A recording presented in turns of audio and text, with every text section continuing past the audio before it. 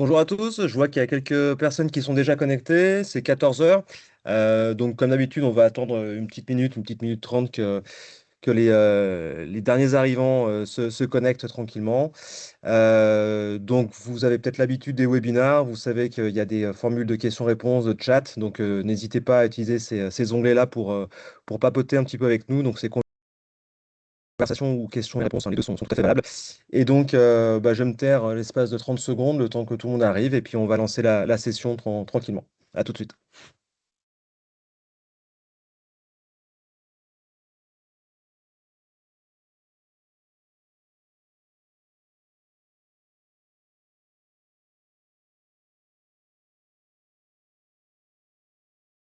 Allez, 14h, nous commence. Les retardataires prendront la suite sans trop de problèmes. Donc bonjour à tous, bienvenue à ce nouveau webinaire. Donc, vous avez pour certains l'habitude de suivre de façon mensuelle. Aujourd'hui, donc, je fais une présentation en collaboration avec Ascend. On va expliquer en fait tout l'objet de ce travail en binôme. Donc moi, vous me connaissez, c'est donc Charles Chauvin. Je suis le directeur commercial d'Atamento. Pour le rapide contexte me concernant, j'ai déjà échangé sur les contraintes du bloc opératoire avec plusieurs centaines d'établissements. Et donc chaque mois, j'anime un webinaire relatif aux problématiques du plateau technique, que ce soit aussi bien sur les aspects purs de prise de décision que sur les questions méthodologiques, le tout bien entendu en fait en perspective des indicateurs de performance du bloc opératoire. Voilà pour moi, je vais laisser Pierre se présenter. Oui, merci Charlotte. Bonjour à tous. Donc, je suis Pierre Bégrand, coordinateur en projet d'organisation. Alors, j'interviens pour ma part dans les établissements de santé pour développer les performances des activités avec les opérationnels. On va vous en reparler bien évidemment tout à l'heure. Et pour ma part, j'ai construit mon expertise dans plusieurs secteurs d'activité, hein. Je ne suis pas un produit pur de la santé. J'ai travaillé pendant 8 ans chez Lidl, dans la distribution, dans l'industrie, en fait, dans des entreprises comme Air Liquide. J'ai bossé aussi en secteur tertiaire, dans la banque. Voilà, et le fil conducteur de mon parcours, c'est les projets, l'organisation. Voilà, j'ai rejoint Ascend depuis 4 ans pour mettre à profit ça dans le secteur de la santé. Alors vous pouvez peut-être vous poser la question aujourd'hui, donc pourquoi un webinaire qui associerait Datamento, spécialiste donc des indicateurs de blocs exacts, et Ascend, spécialiste des méthodes de conduite de projet d'amélioration des orgas? Eh bien, tout simplement parce que donc des indicateurs, même parfaits, sans animation, sans usage, sans gouvernance, ça va pas servir à grand-chose. Tout comme l'inverse est vrai, chercher à améliorer son orga avec une parfaite gestion de projet, mais sans éléments objectivables et fiables, eh ben, c'est tout simplement peine perdue. Donc, on va traiter ensemble des objectifs. Aujourd'hui, on va se prendre donc 1 heure en partant donc du prérequis de la donnée fiable, ce que fait donc Datamento, pour aller vers des principes concrets d'instauration de process d'amélioration de l'orga, ce que fait Ascend. Et donc l'idée, elle va consister à vous montrer comment il est possible encore de pouvoir décider et de changer les choses au bloc opératoire. Alors, on va commencer avec un rapide préambule, un rapide état des lieux. Datamento donc, mène depuis plusieurs années des benchmarks blocs et ambulatoires sur plusieurs régions. Et donc, on a fait des calculs pour comprendre en fait, voilà, ce que représentait un établissement moyen. Un établissement moyen, c'est environ 8000 interventions par an. Et donc, il va produire 1320 heures de vacations vides, 583 heures de démarrage tardif, 1584 heures de fin précoce et 968 heures de débordement en moyenne, alors qu'une heure de bloc vide coûte de 300 à 500 euros.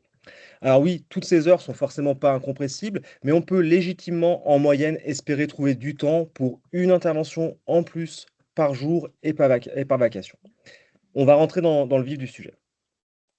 Si votre bloc aujourd'hui est en tension, ce n'est pas parce que vous êtes mauvais, ni parce que votre établissement serait un cas isolé. Ce que vous vivez s'inscrit dans une trajectoire de fond. En fait, depuis plus de 20 ans, l'hôpital évolue sous des contraintes croissantes de financement, de démographie et d'organisation.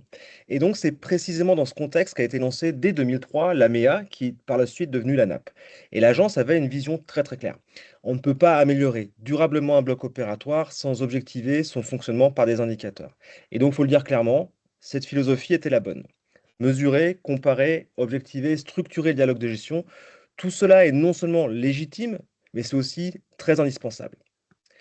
Et donc le problème n'est donc pas d'avoir voulu piloter par la donnée. Le problème, c'est d'avoir trop souvent supposé que les chiffres disponibles décrivaient finalement fidèlement la réalité du terrain. À grande échelle, la photo, elle peut sembler cohérente, mais quand on regarde l'établissement dans son ensemble, on retrouve voilà, une image globalement qui est plausible. Mais quand on descend dans le détail, par spécialité, par opérateur, par vacation et par journée, ou parfois en mêlant toutes ces choses-là, la réalité, elle devient beaucoup plus difficile à reconstituer correctement. Pourquoi? Eh ben, parce qu'un bloc ne fonctionne jamais de manière parfaitement linéaire. Les programmes y bougent, les patients se déplacent, les salles changent, les équipes arbitrent en permanence, et les interventions réellement réalisées ne correspondent pas toujours simplement à la lecture brute des systèmes. Et tout ça, c'est pas la faute des établissements.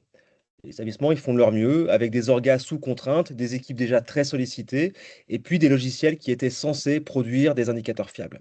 Mais finalement, entre la formule théorique d'un indicateur et la qualité réelle de son calcul, il y a toute la complexité de la vie du bloc. Corriger correctement la donnée source, réassocier les interventions à leur vocation d'origine, traiter les cas particuliers du quotidien, et ben tout ça, ça demande du temps, ça demande de la méthode et une rigueur technique que les équipes n'ont tout simplement pas toujours les moyens d'appliquer. Et le sujet de fond, bah, il n'est pas seulement en fait sur la tension hospitalière. Le sujet, c'est qu'on lit souvent mal la réalité du bloc.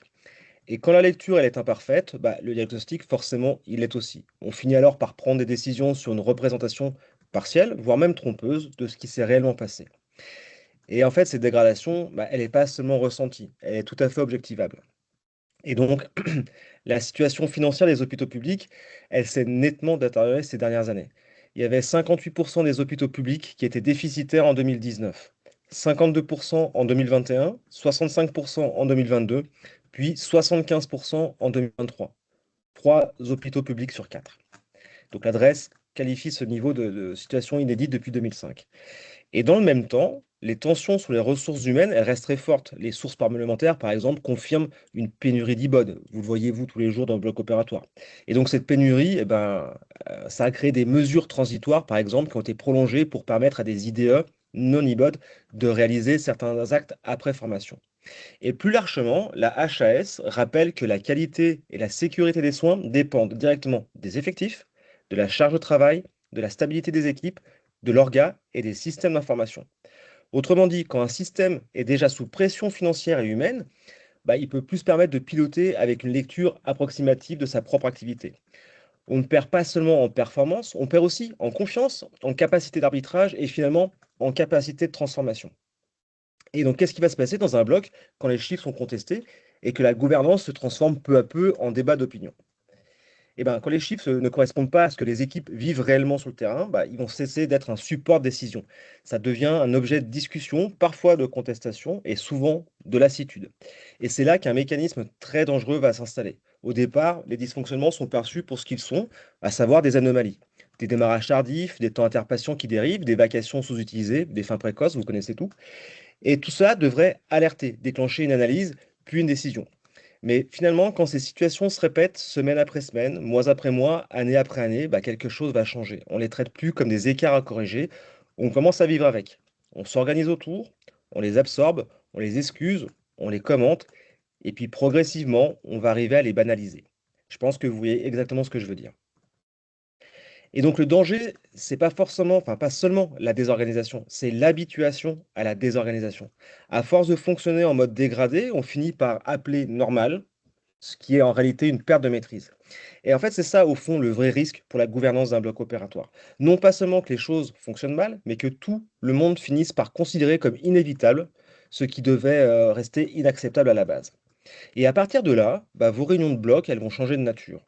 On va plus se réunir vraiment pour arbitrer, on va se réunir pour commenter des chiffres contestés, pour confronter des ressentis, pour nuancer des interprétations, et finalement bah, repousser la décision, voire ne pas décider du tout.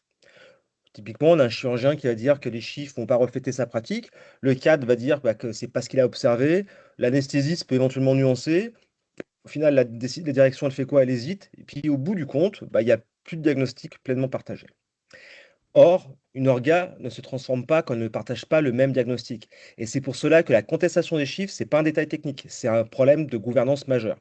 Parce qu'une donnée qui est peu crédible, elle va pas produire seulement une mauvaise analyse, elle produit une incapacité collective à prioriser, à trancher, puis à tenir le cap dans le temps.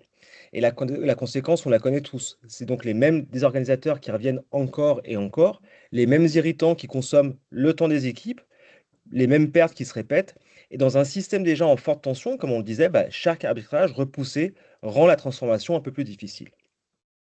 Et donc, quand la donnée n'est pas suffisamment fiable pour faire autorité, eh ben, la gouvernance, elle glisse du pilotage vers le débat d'opinion, puis du débat d'opinion vers l'immobilisme. Et donc c'est précisément pour sortir de cette logique qu'il ne suffit pas de produire plus de tableau de bord.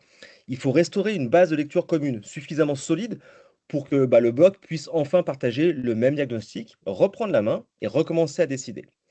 Et donc la qualité du bloc, la qualité du pilotage dépend moins de la sophistication des indicateurs que de la fidélité avec laquelle on rattache l'activité à sa réalité organisationnelle. Alors pourquoi? Parce qu'un bloc, c'est pas une succession de lignes propres dans un logiciel de bloc ou un DPI. C'est une organisation qui est vivante, mouvante, pleine d'exceptions.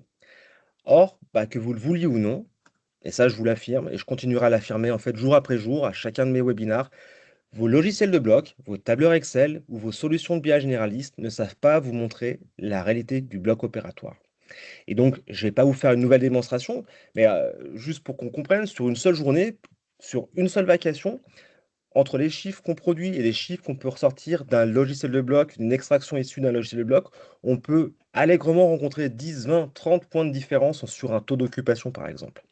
Et donc, nous, la différence qu'on apporte consiste pas en fait à produire plus de chiffres, mais de nous assurer que chaque chiffre repose sur une réalité opérationnelle correctement reconstruite. Et donc, avant de parler de performance, nous nous assurons d'abord que l'activité a été rattachée à la bonne réalité de gestion, la bonne vacation, la bonne logique orga, le bon contexte d'exécution. Et c'est seulement à cette condition que les indicateurs vont retrouver leur utilité. Pas parce qu'ils deviennent plus sophistiqués, mais parce qu'ils deviennent enfin lisibles, crédibles et actionnables. Il ne suffit pas de constater qu'un bloc est en difficulté, qu'il déborde, ou qu'il sous-utilise une partie de son temps, ou qu'il donne le sentiment de fonctionner en tension. Il faut être capable d'aller un cran plus loin et de comprendre quels sont précisément les désorganisateurs qui fabriquent cette situation. Or, dans beaucoup de blocs, on reste longtemps dans un langage très général. On parle de journées compliquées, on parle de tension, on parle d'occupation insuffisante et de débordement. Mais tant que l'on reste à ce niveau-là, on va décrire une situation sans encore pouvoir vraiment la transformer. Et donc, vos indicateurs doivent vous montrer précisément les pertes de maîtrise. Ce qui compte, c'est la suivante. Ce qui compte, ce n'est pas simplement de lister vos indicateurs, vous devez les mesurer, les comparer et comprendre lesquels pèsent réellement le plus dans la performance globale. Parce que tant qu'un irritant reste un irritant, il est subi. Dès qu'il est quantifié comme un désorganisateur, il va devenir dans ce cas-là pilotable et ça va tout changer. On peut mesurer sa fréquence, son poids en heure, son impact économique, son effet sur l'enchaînement des programmes et surtout sa contribution réelle à la sous-performance observée.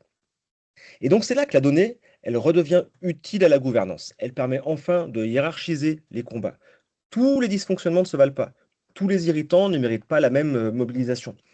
Et l'une des grandes difficultés du bloc, historiquement, c'est justement que tout remonte en même temps. Tout semble important, tout semble urgent. Et on finit par traiter les sujets dans le désordre, ou finalement peut-être même par ne plus rien traiter durablement. Et donc l'objectif ici est exactement l'inverse. Il va s'agir d'identifier les désorganisateurs qui expliquent l'essentiel des pertes pour concentrer l'énergie managériale là où elle aura le plus d'effet. Autrement dit, la donnée ne sert plus seulement à constater qu'il y a un problème, elle sert par dire par où commencer, sur quel levier d'action produira le plus de valeur. C'est cette étape qui va vous permettre de passer du diagnostic à la priorisation. À ce stade, si l'on veut réellement remettre un bloc en mouvement, il faut aussi changer notre manière de penser les tableaux de bord. Pendant longtemps, dans beaucoup d'orgas, en fait, le tableau de bord a été conçu comme un support de revue. On le projette une fois par mois, on le commente, on constate qu'il y a des écarts, on échange les impressions, puis on passe à la suite.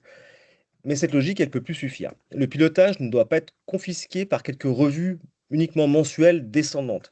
Il doit être distribué dans l'organisation sous forme de signaux utiles à l'action.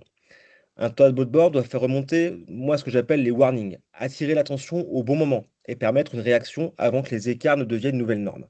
Un tableau de bord, ça sert à rendre visibles tous les signaux faibles et les dérives assez tôt pour permettre à chacun d'agir à son niveau. Et c'est là qu'un deuxième enjeu apparaît. Si l'on veut que le pilotage redevienne vivant, il faut aussi sortir d'une logique où seuls quelques décideurs, deux ou trois, auraient accès à la lecture du bloc. Bien sûr, ça ne veut pas dire que tout le monde doit voir la même chose. Ça veut dire que chacun doit avoir accès à une lecture pertinente, adaptée à son rôle, sa légitimité, son périmètre, et donc pour que tout ça soit cohérent en fait avec la fonction de chacun.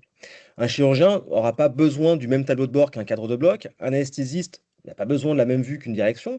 Une IAD ou une IBOD n'a pas besoin du même niveau de détail qu'un chef de pôle, forcément. Mais on peut légitimement se poser la question, Comment espérer transformer durablement le fonctionnement du bloc si ceux qui le font vivre au quotidien n'ont pas eux aussi accès à des signaux utiles, lisibles et reliés à leur propre champ d'action? C'est pourquoi la personnalisation des tableaux de bord, elle est aussi importante que la diffusion.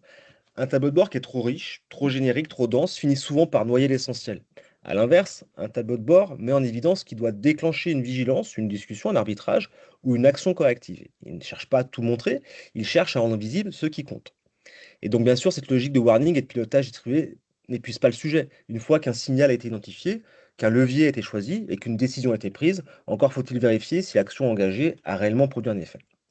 Et donc, c'est là qu'intervient la dernière pièce de cette chaîne, les tableaux de bord de suivi des décisions qui permettent de vérifier si les actions entreprises ont produit l'effet attendu. Alors, ça paraît idiot, mais il y a très peu, en fait, des personnes que je rencontre qui le font. Donc, autrement dit, il ne suffit pas de voir un problème.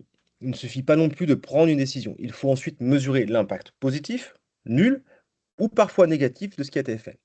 Et donc, c'est cette boucle complète, voire alerter, agir, mesurer, qui transforme réellement le tableau de bord en outil de pilotage. Reste maintenant une question, comment est-ce qu'on transforme durablement, concrètement, l'organisation sur le terrain pour obtenir des résultats durables? Donc là, tout ce que nous avons vu jusqu'à présent avait un objectif qui était simple, redonner au bloc une capacité de lecture, de discernement et de pilotage. On repart d'une donnée fiable, on réinstalle un diagnostic partagé, on distingue la nature des problèmes, on identifie les désorganisateurs prioritaires, on équipe les acteurs avec des tableaux de bord utiles et on mesure les effets des décisions prises. Autrement dit, Datamento remet le bloc en capacité de savoir quoi changer, pourquoi changer, où agir en priorité et comment mesurer les faits. Ascend prend alors le relais pour transformer concrètement les pratiques et les processus qui produisent la performance. Et donc la donnée, c'est une condition de la transformation, mais elle n'est pas la transformation elle-même. Une fois qu'on le voit juste, il reste à agir juste. Il reste à travailler les enchaînements, les interfaces, les rôles, les routines, les règles de fonctionnement, les points de friction du quotidien. Il va rester en fait à embarquer les équipes, à structurer les chantiers, à installer les bons réflexes et à ancrer durablement les changements dans l'orga réel du bloc opératoire. Et donc c'est précisément pour cela que la complémentarité entre Datamento et Ascend a du sens. Datamento objective, hiérarchise, alerte et mesure. Ascend transforme, accompagne, structure et ancre. Et donc la suite logique maintenant n'est donc plus de regarder davantage de chiffres, la suite logique c'est de voir comment, à partir d'un diagnostic enfin stabilisé, on peut conduire des changements concrets, mobiliser les bons leviers au bon endroit et produire des résultats durables sur le terrain. Je vais donc maintenant laisser la main à Ascend pour montrer comment cette vérité de pilotage, elle peut être traduite en transformation opérationnelle réelle au plus près des équipes et du fonctionnement quotidien du bloc opératoire. À toi Pierre. Merci Charlet d'avoir posé les enjeux. Je vais prendre la suite pour une passe méthodologique et vous partager notre approche d'intervention avant de l'illustrer dans une seconde et dernière partie euh, pour finir.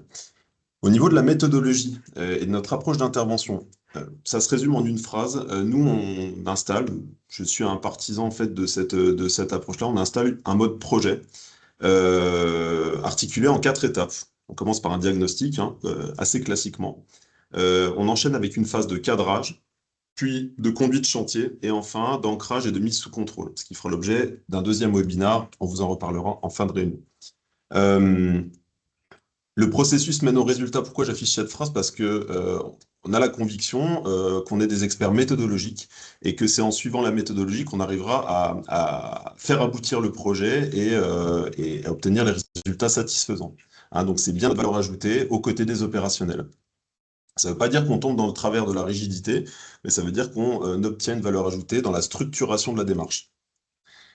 Alors on y va. Sur la première partie, le diagnostic. Il y a schématiquement deux approches de diagnostic qu'on peut observer. La première, c'est quelque chose de relativement classique et traditionnel que vous connaissez. C'est la conduite d'un audit organisationnel, hein, avec des phases alternées d'observation sur le terrain et puis d'interview des opérationnels, articulé à nouveau autour des 4 dimensions de l'organisation, la gouvernance, stratégie et pilotage, la gestion opérationnelle, hein, comment ça se passe en fait dans les cœurs de métier, les activités, les services, et toute la gestion des activités support, donc la gestion de l'administratif, la gestion SI, etc.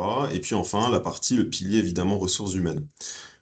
Ça, c'est relativement classique et c'est ce qu'on peut mener en fait en entrée quand on a envie d'observer une approche relativement transverse et de voir un peu quels peuvent être les sujets de toute nature. En face de ça, on a aussi une approche possible en cartographie des flux. Donc là, on est sur un outil d'amélioration continue. La cartographie des flux, vous savez probablement ce que c'est. En tout cas, elle aboutit sur la représentation d'un processus ou d'un parcours. En l'occurrence, ici, je fais figurer le parcours patient, qui est quand même souvent celui qui est étudié dans les établissements de santé.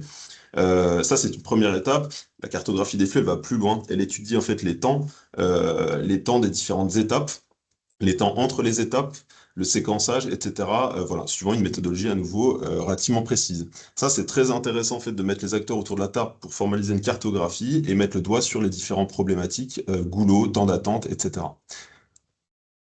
L'audit, comme la cartographie des flux, aboutit à un ou plusieurs sujets de travail, à un diagnostic, à partir duquel on va pouvoir établir des sujets de travail à traiter en chantier. Une fois qu'on a ça, on mène un cadrage, c'est-à-dire qu'on décide en fait de travailler un ou deux sujets. J'arrive au bloc opératoire, j'arrive en fait dans un service du bloc, je peux identifier en fait différents sujets de travail, la stérilisation, le brancardage, etc. Enfin, ça peut être très divers. Je prends un sujet et je vais dresser son cadrage. L'étape de cadrage, en fait, c'est une étape indispensable et pourtant souvent négligée. Et c'est dommage parce qu'un projet mal cadré, en général, on se perd, on s'y perd et on n'aboutit pas au résultat escompté. Donc il y a un gros effet déceptif quand on passe pas le temps nécessaire en début de projet pour poser les enjeux. Le cadrage, c'est quoi? Ben, c'est répondre tout simplement à des questions fondamentales qui figure là, le pourquoi. Pourquoi est-ce qu'on se lance dans ce chantier? Quels sont les enjeux? C'est important de les poser, de savoir pourquoi est-ce qu'on fait ça, quelle est l'ambition, qu'est-ce qu'on cherche à faire. Quoi? Quels sont les livrables? Qu'est-ce qu'on doit produire? Est-ce qu'on doit produire un nouveau processus? Est-ce qu'on doit produire une nouvelle organisation? Est-ce qu'on doit réorganiser tout un espace de travail? Quels sont les indicateurs de mesure de succès? Comment est-ce qu'on saura en fait que les livrables produisent les résultats escomptés? Ça, c'est très important également. Qu'est-ce qui fera qu'on sera satisfait des livrables? Comment est-ce qu'on le vérifie? Comment est-ce qu'on le mesure? Ou le périmètre et les impacts. Je prends à nouveau l'exemple du bloc opératoire, puisque c'est un petit peu le fil conducteur aujourd'hui. Le bloc opératoire, quand on travaille dessus, évidemment, il va y avoir un périmètre d'impact et de dégâts, entre guillemets, ou d'impacts collatéraux. On va travailler, c'est le centre névralgique, mais du coup, on va rayonner et impacter des services comme la stérilisation, le brancardage, tous les services qui sont en amont, en aval, la pharmacie, etc., etc. Donc c'est important d'identifier en fait quels sont les services, entités et contributeurs qui vont être impactés par ce qu'on va faire pour l'anticiper, pour le traiter. Ensuite, on se pose la question de qui, évidemment, les contributeurs. Ça, c'est très important et j'y reviendrai par la suite en fait dans l'approche en fait en co-construction. Qui va travailler avec nous consultants, pour traiter ces sujets. Le comment, c'est l'organisation et la coordination des travaux. Comment est-ce qu'on s'y prend concrètement, on va rentrer dans le détail de l'organisation de travail et de la structure. Le quand, le macro-planning, les échéances relativement classiques avec les échéances, les deadlines, toutes les instances de pilotage, etc. Et enfin, les objectifs. Quels sont les objectifs qu'on cherche à atteindre? Comment est-ce qu'on les mesure? Comment est-ce qu'on met en place le suivi, etc., etc. Donc, toutes ces questions-là constituent en fait le cadrage et c'est très important en fait d'y répondre avant de se lancer dans le sujet. Ensuite, sur la partie conduite de projet en tant que telle, notre spécificité, et là je vais insister dessus, c'est de travailler en co-construction. Ça veut dire quoi? Ça veut dire qu'en fait, comme je l'ai signifié précédemment, on est des experts métiers, on est des experts pardon, méthodologiques et non pas métiers. Les experts métiers, ce sont vous. Moi, je connais la plupart des métiers de la santé, mais je ne les pratique pas évidemment. Donc, j'ai besoin de m'entourer en fonction des sujets, des managers, des soignants, des chirurgiens, des IBOD, des ASH, etc., de l'hygiéniste, pour travailler en fait en équipe sur un sujet cadré. Ok. Et ça, c'est hyper important. Je ne vais pas produire les solutions depuis mon bureau, depuis mon PC, tout seul. Voilà, on est convaincu en amélioration continue que les bonnes idées elles viennent du terrain. Pourquoi c'est important? Parce qu'une équipe coordonnée et mobilisée sur le traitement d'un sujet, elle produit des solutions pertinentes avec les autres personnes. Ça, c'est première chose. On n'a pas des résultats ou des solutions qui sont hors sol. Si on a des solutions en fait pertinentes, on a des gens qui comprennent mieux et qui sont dans l'approbation en fait des solutions. Ça, c'est très important. On limite la résistance au changement. Du coup, on a une meilleure adhésion, une meilleure application également. On n'a pas cet effet en fait de lancer des mesures et que ça s'essouffle au bout de 2 semaines ou d'un mois, une fois que le consultant est parti. Et enfin, on a une remise en question, et là on boucle la boucle de l'amélioration continue. On a des gens qui sont en capacité aussi comment dire, d'être critiques par rapport à leurs propres actions et de les remettre en question et donc de les améliorer. Tout ça, ça permet en fait de travailler en dépassionnant, en implémentant les meilleures solutions durablement. Alors, maintenant, on rentre dans la partie outils. Dans la partie méthodologie aussi, c'est important de comprendre quels sont les outils qu'on utilise. Dans un chantier, en fait, d'amélioration continue, on recourt aux outils, à la boîte à outils du Lean. Alors, je vous ai donné quelques illustrations ici d'outils. Certains d'entre vous les connaissent peut-être. On parle de Kanban pour la gestion de stock, de SMED, je vais y revenir par la suite pour les temps de changement de série, de 5S qui peuvent être utilisés par exemple pour la révision de poste de travail, le parcours du médicament, etc., transposé à la santé, la cartographie des flux, j'y ai fait allusion en début de réunion. Voilà, tout un ensemble d'outils qui contribuent à développer les performances selon des méthodologies éprouvées dans l'industrie. La conduite de projet, ça passe aussi par de la coordination et du pilotage. La coordination, tout simplement, on a pour pratique de le mener au travers d'un plan d'action partagé avec les différents contributeurs, d'accord, via un outil qui est largement répandu, qui est l'outil Teams, et qui permet en général de fonctionner de manière intuitive, simple et partagée. Donc on ouvre des actions, plan d'action, je pense que tout le monde en utilise jusque maintenant, assez classique, mais piloté, maîtrisé, coordonné. Et on a également l'instauration de comités de pilotage pour jalonner un petit peu l'avancement, les arbitrages et le reporting. La dernière étape de cette conduite de projet, ben, c'est l'instauration et la structuration d'un dispositif de pilotage. Le dispositif de pilotage, pour moi, il y a deux piliers. Le premier, c'est évidemment les outils qui permettent de monitorer la performance. Donc, il y a toute une passe en général de fiabilisation des informations, etc. Et c'est là où c'est intéressant de travailler avec Datamento, justement sur ces aspects-là en amont, hein, pour être sûr d'être clairvoyant par rapport à ce qui est annoncé. Et il y a un deuxième volet qui est aussi tout aussi important. C'est bien d'avoir l'outil, c'est bien de comprendre les datas, c'est bien qu'elles soient fiables. Mais évidemment, si on n'en fait rien derrière, ça suffit pas. Et ça sera tout l'objet en fait du deuxième webinaire pour l'animation des équipes. Concrètement, comment est-ce qu'on utilise ça, comment est-ce qu'on structure le dispositif de pilotage autour de ça. Voilà. Et c'est ça qui permet d'ancrer la performance une fois la transformation réalisée. Voilà, j'en ai fini pour ma part sur la partie méthodologie. On va passer à l'organisation et on va passer à l'action en transposant ce que je viens de vous expliquer dans le cadre un cas pratique qui est un chantier SMED au bloc opératoire pour rationaliser le temps inter-intervention. Donc on est vraiment dans quelque chose de très ciblé et c'est pour vous permettre de rentrer un peu dans le vif du sujet et de vous projeter sur ce qu'on est capable de faire. C'est un chantier en fait qu'on a calibré autour de 8 à 10 jours d'intervention et donc que je vais vous développer. Alors, pour commencer, la méthodologie SMED, c'est quoi? À nouveau, c'est un outil donc, de la boîte à outils qui nous vient de l'industrie et qui permet en fait de réduire le temps d'arrêt entre deux séries de production. D'accord? Ça, jargon industriel, etc. On aime bien utiliser l'image de la F1 pour illustrer le SMED. Moi, j'ai pour habitude de demander aux gens en combien de temps ils sont capables de changer un pneu de voiture. En 1 heure. En général, on me répond oui. En une demi-heure, en 1 minute, en 10 secondes. Hein, effectivement, là, on se pose quelques questions. Bah, pourtant, c'est possible de le faire. En F1, vous savez bien qu'on est capable de changer les 4 pneus d'une voiture en quelques secondes. Et tout est question finalement d'organisation, de mobilisation des ressources et des équipements. Et ben, c'est ça un SMED, transposé évidemment à notre secteur, au bloc opératoire. On identifie les opérations, ok, on les convertit en fait de tâches internes en tâches externes, je vais y revenir par la suite, hein, pour en fait gagner du temps, et on réduit aussi la durée des opérations pour les réagencer. Et tout ça contribue à faire en sorte que le temps d'arrêt au stand, en l'occurrence, soit le moins long possible. Transposer au bloc opératoire, ça veut dire quoi? Ça veut dire ça peut être intéressant de travailler, c'est ce qu'on a fait, de travailler sur ce temps entre deux séries de production. Alors là, on est au bloc opératoire, donc entre deux opérations, depuis la fermeture chirurgicale du patient 1 jusqu'à l'incision chirurgicale du patient 2. Voilà, tout ce qui se passe entre les deux nous intéresse dans le cadre de ce chantier. Et on va voir comment on s'y prend. La première étape, c'est l'identification des tâches. Donc là, clairement, comment est-ce qu'on procède? On va enregistrer et observer des interventions au bloc opératoire. En l'occurrence ici, une prothèse de genou. On l'a fait aussi en urologie, par exemple. Et on va pouvoir le faire, c'est pour ça que je mets benchmark des pratiques sur deux équipes ou deux pratiques chirurgicales. pour mettre ça aussi un peu, pour comparer un petit peu ce qui se passe.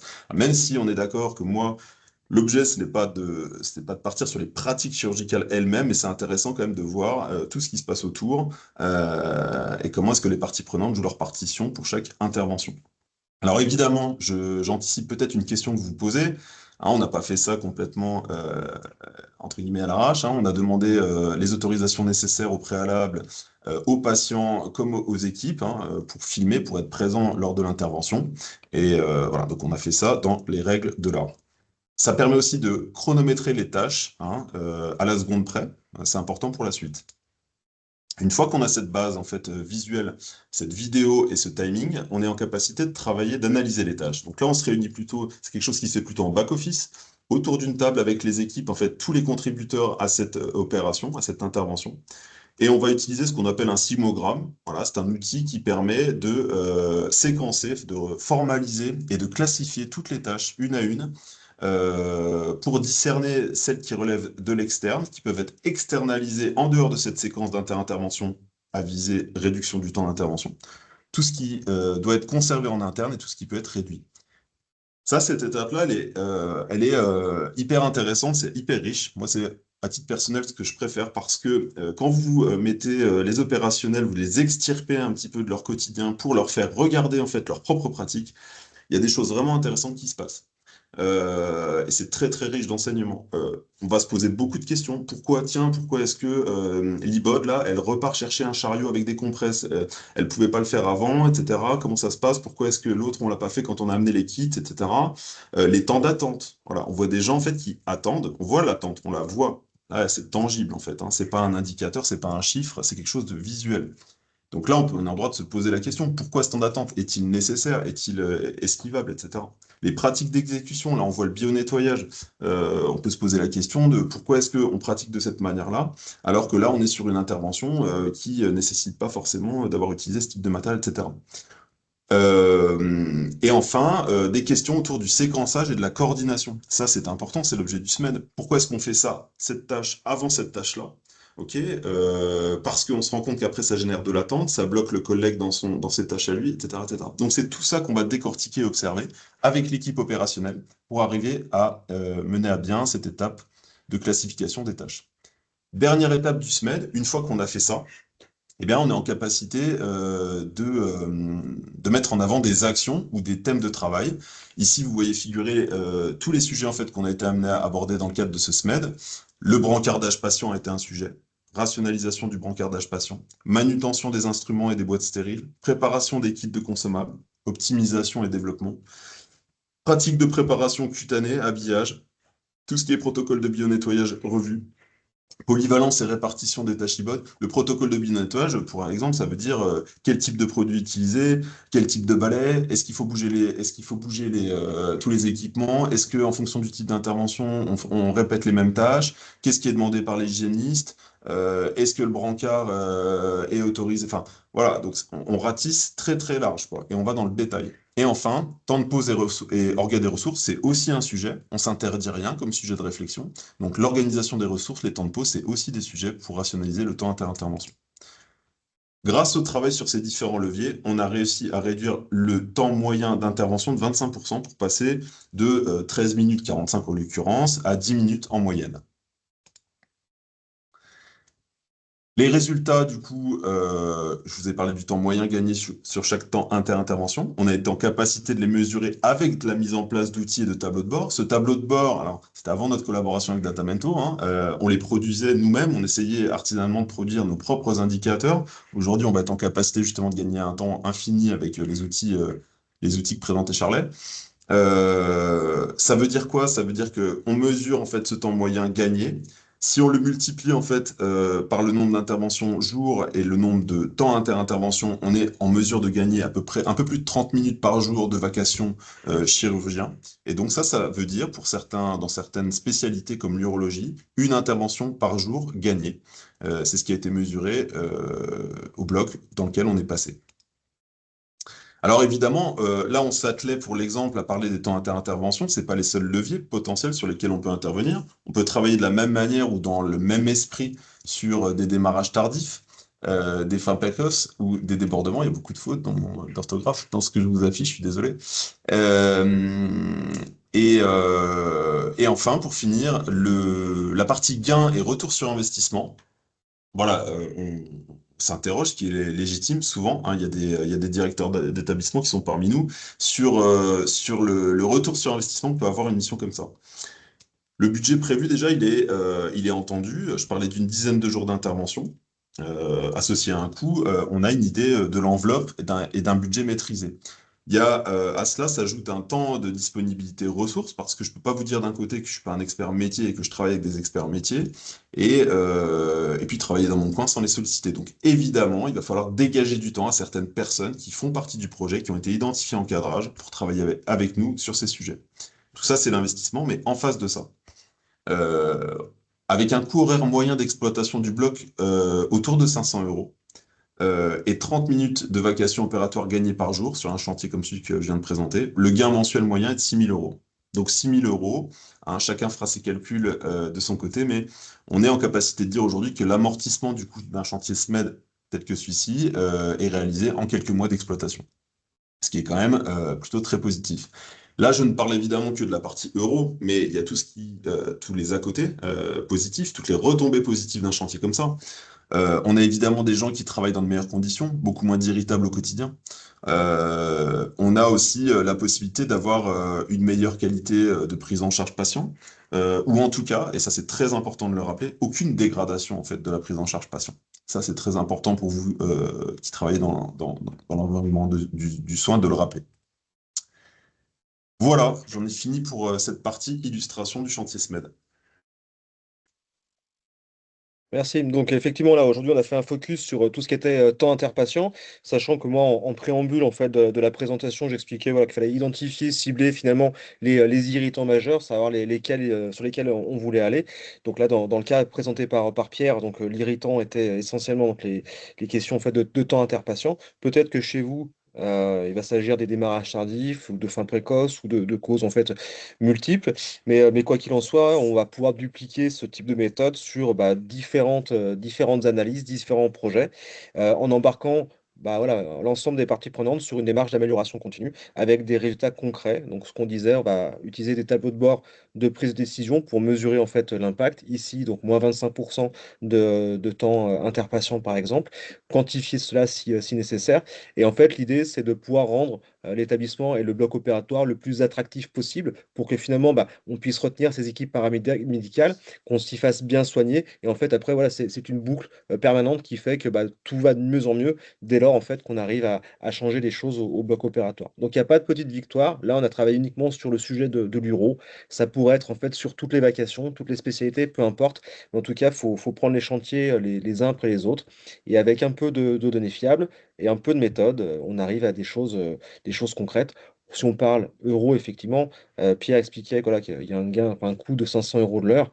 On peut aussi ajouter à ça, si on veut chercher des sources de rentabilité, on parlait des hôpitaux qui sont pour les trois quarts en déficit, 500 euros, auquel on peut également rajouter un chiffre d'affaires médical, une intervention moyenne, prix bas, très très bas, en fait on est sur 900 euros, donc en fait très rapidement il y a des gains financiers qui vous permettent aussi voilà, peut-être d'investir par la suite sur d'autres choses qui apporteraient un peu de bienfait au bloc opératoire. Vous avez encore accès à l'onglet conversation, questions-réponses. On est là pour parler peut-être concrètement de la mission qu'a pu mener Pierre. Peut-être que vous avez des questions spécifiques sur comment est-ce qu'il a pu gérer ça, comment est-ce qu'il a pu coordonner ça, sous quel délai il y a eu une décision qui a été prise par l'établissement